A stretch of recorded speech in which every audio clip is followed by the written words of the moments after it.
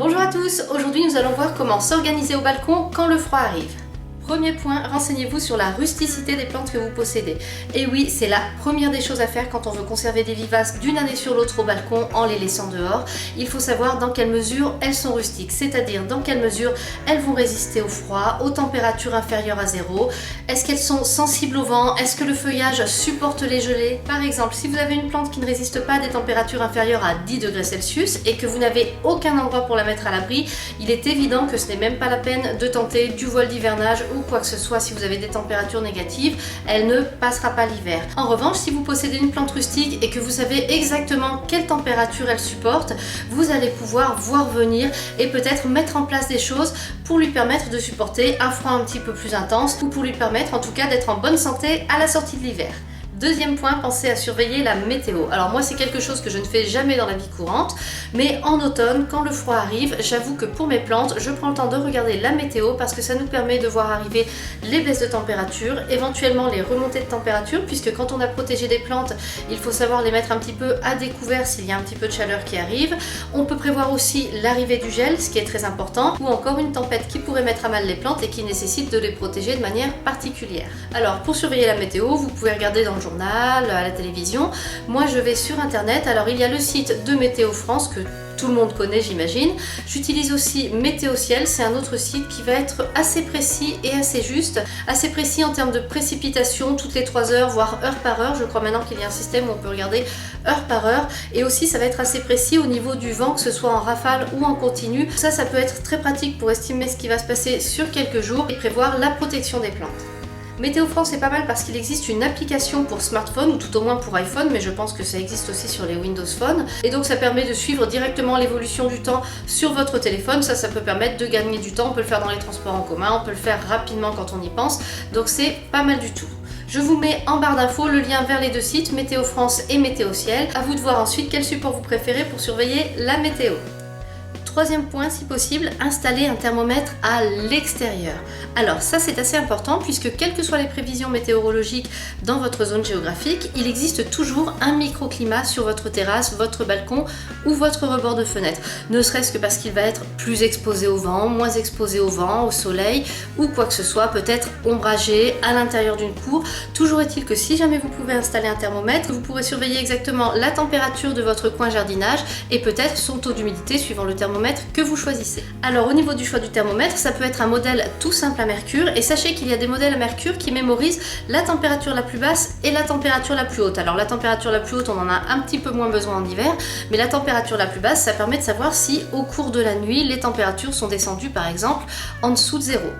Sinon, il existe des modèles électroniques, comme le mien par exemple. En général, il s'agit de mettre un capteur à l'extérieur qui va transmettre les informations à une centrale que vous conserverez à l'intérieur. Alors c'est assez pratique puisque ça permet de consulter directement les données depuis l'intérieur sans avoir à mettre le nez dehors, c'est plutôt confortable. Alors sur ces thermomètres électroniques, réfléchissez bien à vos besoins avant d'en sélectionner un. Certains vont avoir un capteur extérieur et un ou plusieurs capteurs dédiés à l'intérieur, donc ça peut être utile si vous avez à la fois des plantes d'intérieur et des plantes d'extérieur. D'autres vont être uniquement dédiés à l'extérieur et vont être très précis. Ils vont enregistrer la température la plus basse, la plus haute, le taux d'humidité, énormément de choses. Certains vont aussi faire des prévisions, on va dire. Ensuite, comment est-ce qu'on installe son thermomètre? Alors l'idéal, c'est de l'installer côté nord. Ça, c'est le mieux puisque au sud, il va avoir le soleil qui tape, donc ça ce n'est pas bon du tout, ça va fausser les températures. Donc le mieux, si vous pouvez, c'est de le mettre au nord ou tout au moins de lui faire un abri. Et si jamais il ne peut pas être au nord, surtout évitez de compter dessus pendant la période estivale puisqu'avec le soleil, tout sera vraiment complètement faussé. Ensuite, si possible, un petit abri pour faire attention au vent et à la pluie. Alors moi je n'ai pas fabriqué d'abri, je le mets sous le feuillage de ma Véronique arbustive, ça fonctionne très bien depuis quelques années. Je pense que peut-être que ça fausse juste le taux d'humidité puisqu'il est directement posé sur la terre, mais ça encore ce n'est pas ce qui m'intéresse le plus. Maintenant qu'on est bien renseigné sur la rusticité de nos plantes et qu'on surveille la météo du coin de l'œil, c'est le moment de passer à quelques conseils pratiques pour protéger nos plantes des premiers froids.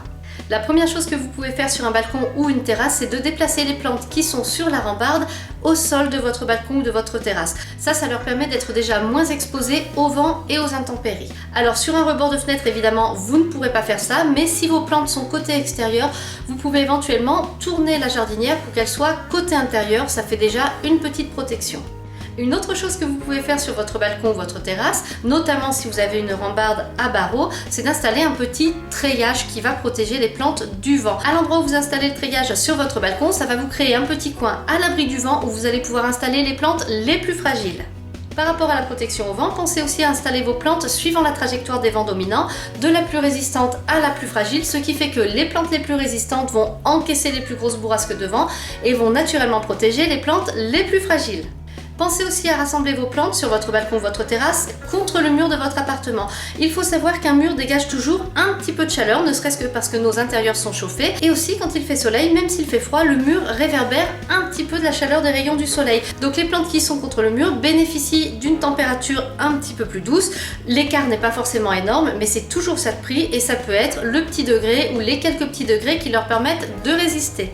Dernier point, on va maintenant passer à la protection des plantes en tant que telle. Alors tout d'abord un petit avertissement si vous voulez commencer à protéger vos plantes. Sachez qu'on n'installe pas la protection au début de l'hiver pour l'enlever ensuite à la fin de l'hiver. Quand on installe la protection, il faut penser à surveiller les plantes. Effectivement, la météo n'est pas toujours stable. Il peut arriver qu'il fasse soleil, il peut arriver que les températures remontent, il peut arriver qu'il n'y ait plus de vent là où il y en avait. Et là, parfois, les plantes, sous leur protection, elles ont carrément trop chaud et ça, ce n'est pas bon pour elles non plus.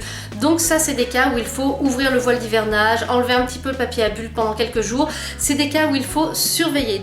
Alors, il existe beaucoup de techniques et d'alternatives à ces techniques pour protéger les plantes du froid. Ça va du film à bulles au voile d'hivernage en passant par le paillage, le papier journal, j'en passe.